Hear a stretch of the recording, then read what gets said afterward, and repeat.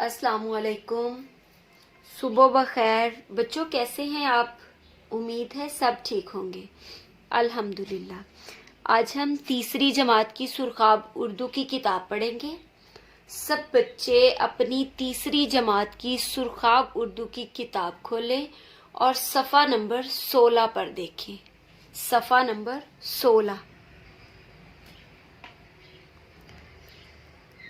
सफ़ा नंबर 16 पर सबक का उन्वान है हमारे पड़ोसी। पड़ोसी पता है बच्चों आपको क्या होते हैं?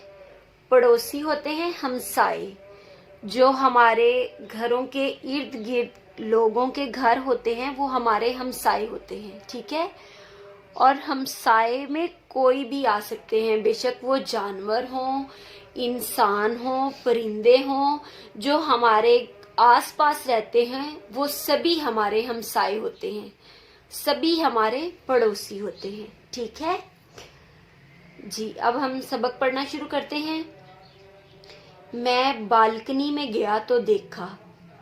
बालकनी पता है क्या होती है? बालकनी छत पर जो कमरे बनाए होते हैं ना, बाहर की तरफ एक खड़े होने का रास्ता इस तरह का बनाया होता है, जैसे ये, इसको हम बालकनी बोलते हैं। ठीक है। मैं बालकनी में गया तो देखा एक कोने में कुछ तिनके पड़े हुए थे।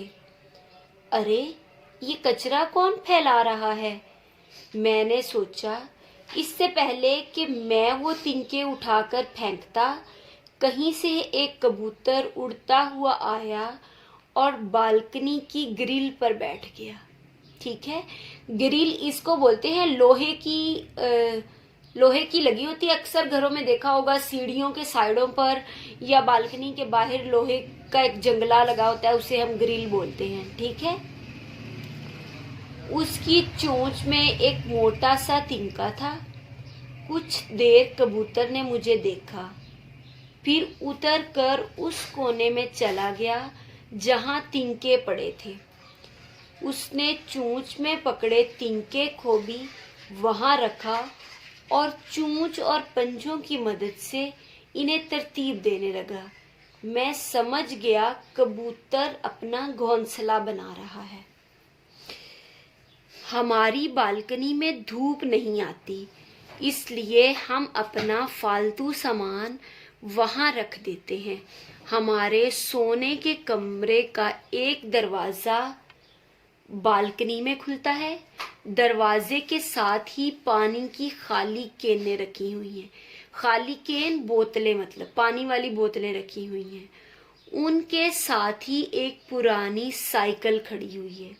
साइकिल के टायर पंक्चर हो चुके हैं और सब्ज रंग की घंटी आधी टूटकर लटक चुकी है। उससे आगे मेरे लोहे का पुराना ट्रंक रखा है। उसकी कुंडी टूट चुकी है, मगर ताला फिर भी लगा हुआ है। ट्रंक के ऊपर पुरानी रद्दी के ढेर हैं।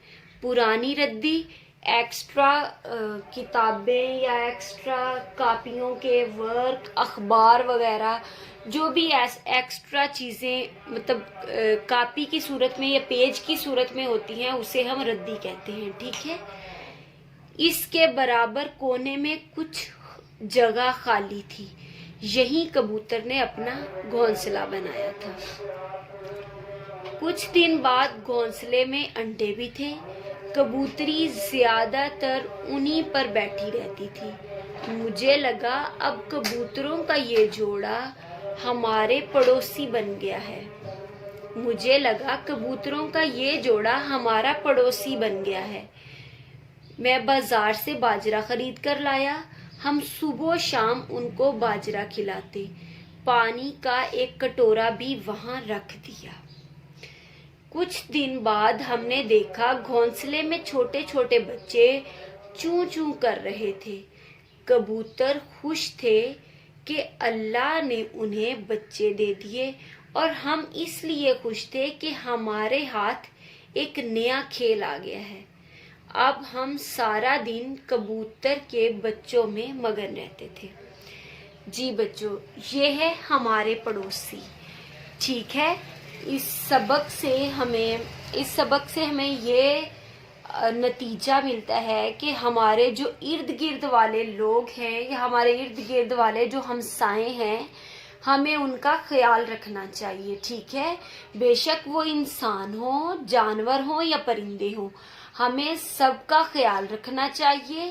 پڑوسیوں کا خیال رکھنا ویسے بھی سنت نبوی ہے، مطلب ہمارے نبی حضرت محمد صلی اللہ علیہ وآلہ وسلم پڑوسیوں کا خیال رکھتے تھے، اس لیے ہمیں چاہیے کہ اپنے نبی کریم صلی اللہ علیہ وآلہ وسلم کی سنت پر عمل کریں اور اپنے ہمسایوں کا خیال رکھا کریں، ٹھیک ہے بچوں؟ تو آج ہم نے یہ سبق پڑھا ہے، امید ہے سب بچوں کو سمجھ آ گیا ہوگا۔ کل ایک نئے سبق کے ساتھ حاضر ہوں گے، تب تک کے لیے خدا حافظ۔